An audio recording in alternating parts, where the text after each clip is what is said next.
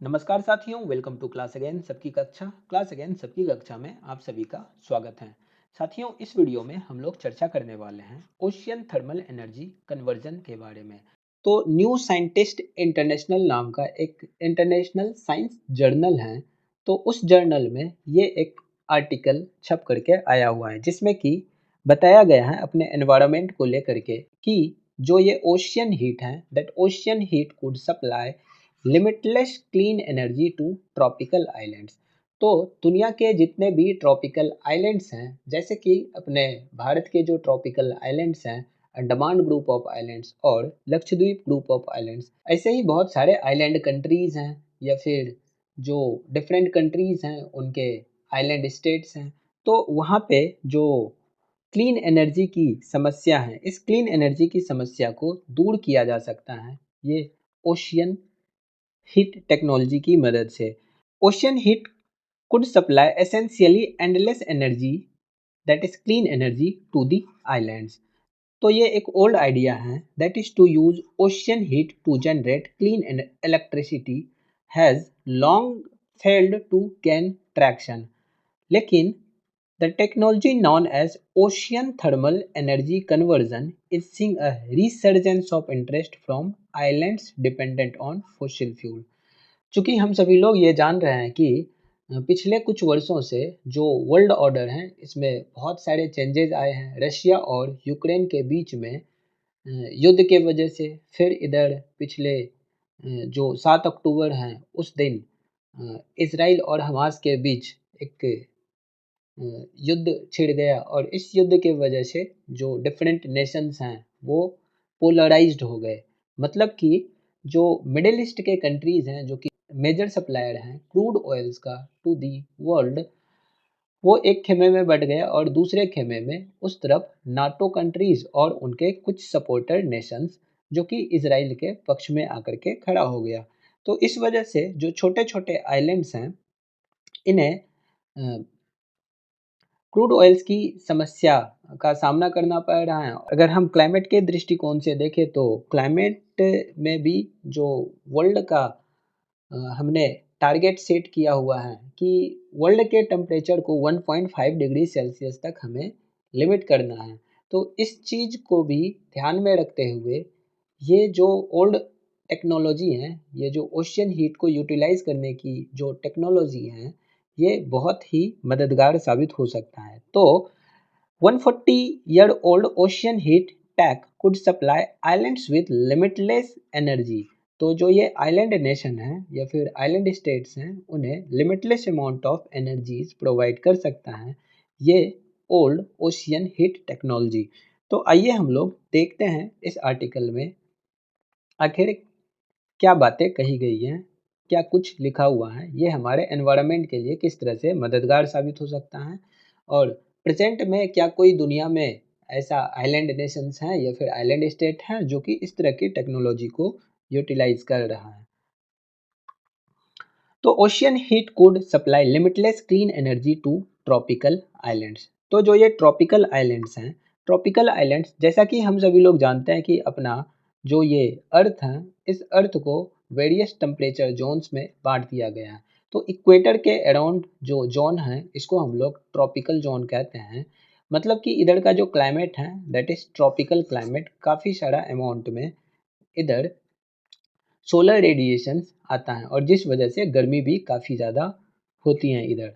तो गर्मी होने के वजह से मतलब कि सोलर रेडिएशंस के आने के वजह से इस जोन में जो भी समंदर है, चाहे वो पैसिफिक ओशियन वाला रीजन हो, चाहे वो अटलांटिक ओशियन वाला रीजन हो या फिर इंडियन ओशियन और इधर ये वेस्ट पैसिफिक ओशियन वाले रीजन हो, तो इन रीजन्स में काफ़ी सारा अमाउंट में सोलर रेडिएशंस आता है और ये जो ओशियन के सरफेस हैं इसे हीट करता है।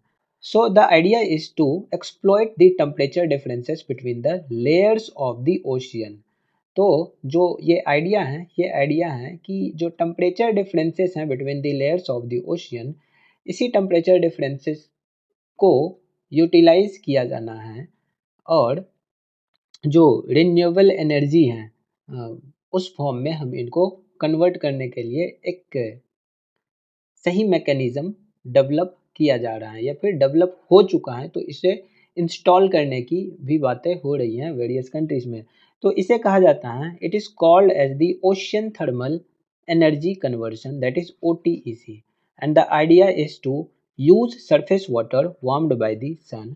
और ये जो आइडिया है, इसमें सरफेस वाटर जो कि सन के रेडिएशन के द्वारा हीट हुआ है, उसको यूज करना है to heat a fluid. Fluid को हीट किया जाएगा, सच एज अमोनिया या फिर वाटर को हीट किया जाएगा, और फिर इसको यूटिलाइज किया जाएगा to spin the turbine. Turbines को स्पिन करने में, मतलब कि टरबाइंस को घुमाने में इस हीट को यूज किया जाएगा as it evaporates just like a power plant. जिस तरह से जो ये थर्मल पावर प्लांट हैं, तो उसमें जिस प्रकार से टरबाइन को घुमाया जाता है, तो बिल्कुल उसी तरह से यहाँ पे टरबाइन को घुमाया जाएगा, driven by steam. Cold water from deeper layers of ocean would then be piped up to cool the fluid and repeat the cycle. और जो from the deep layers of the ocean, ocean के deep layer से जो ये cold water हैं, इसको ऊपर लाया जाएगा पाइप की मदद से, और ये जो गर्म फ्लूइड था उसको फिर से ठंडा किया जाएगा, और इस तरह से ये साइकिल रिपीट होगा। Theoretically oceans could provide vast amounts of electricity like this. तो अगर थियोरेटिकली हम लोग देखें तो इस साइकिल में काफ़ी सारा अमाउंट में हमें इलेक्ट्रिसिटी मिल सकती है। तो researchers have estimated that there is enough ocean heat to supply 7000 gigawatts a year without affecting ocean circulation, enough to supply the world's electricity demand if we can access it। तो theoretically अगर हम लोग देखें तो ये जो है vast amount of electricity हमें प्रोवाइड कर सकती हैं। और दूसरे तरफ जो रिसर्चर्स हैं, जो साइंटिस्ट हैं, उन्होंने ये एस्टिमेट लगाया है कि enough amount of ocean heat जो है, have estimated that there is enough ocean heat to supply 7000 gigawatt a year। तो 7000 गीगावाट एनर्जी हमें प्रोवाइड कर सकती हैं पर ईयर, और ये ओशियन के सर्कुलेशन को भी अफेक्ट नहीं करेगा। And this much amount of electricity is enough to supply the world's electricity demand. पूरी दुनिया की जो इलेक्ट्रिसिटी डिमांड है उसको पूरा करने के लिए दिस अमाउंट इज इनफ।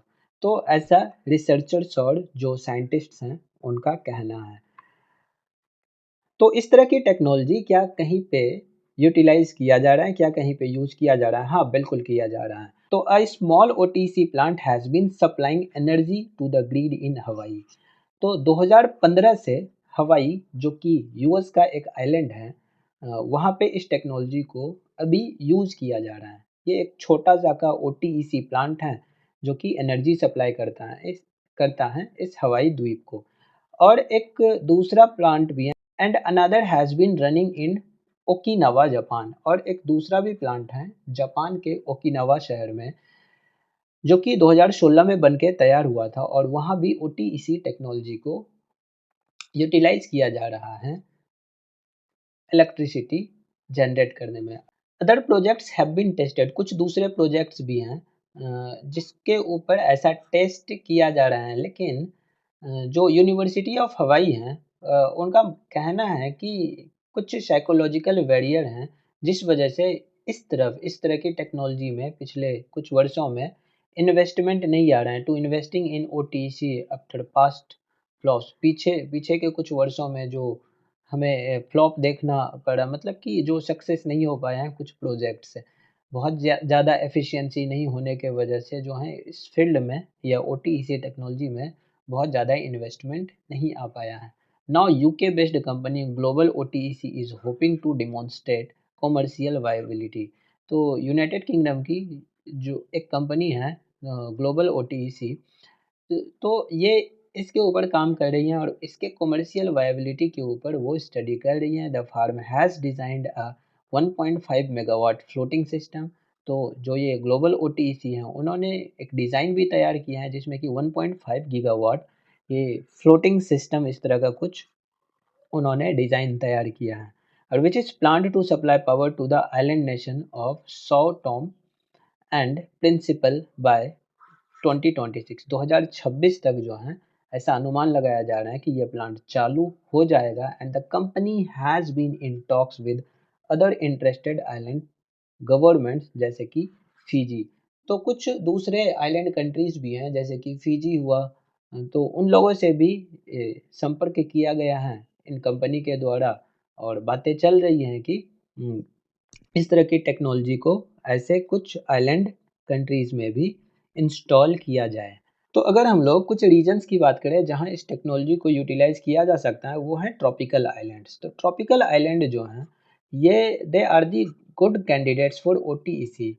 ऐसा इसलिए क्योंकि their high because of their high energy cost, the diesel generators are common there and the presence of deep cold water not far from shore. Island also have less space for other types of renewable।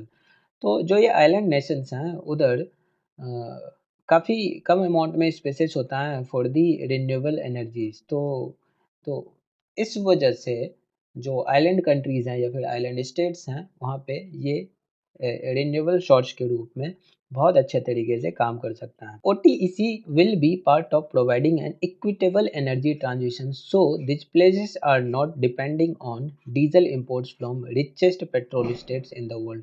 तो जैसा कि हमने शुरुआत में ही बताया कि जो ये OTEC हैं it will be a part of providing N equitable energy transition. इन्हें एनर्जी ट्रांजिशन करने में equitable energy transition so these places are not depending on diesel imports from richest petrol states in the world।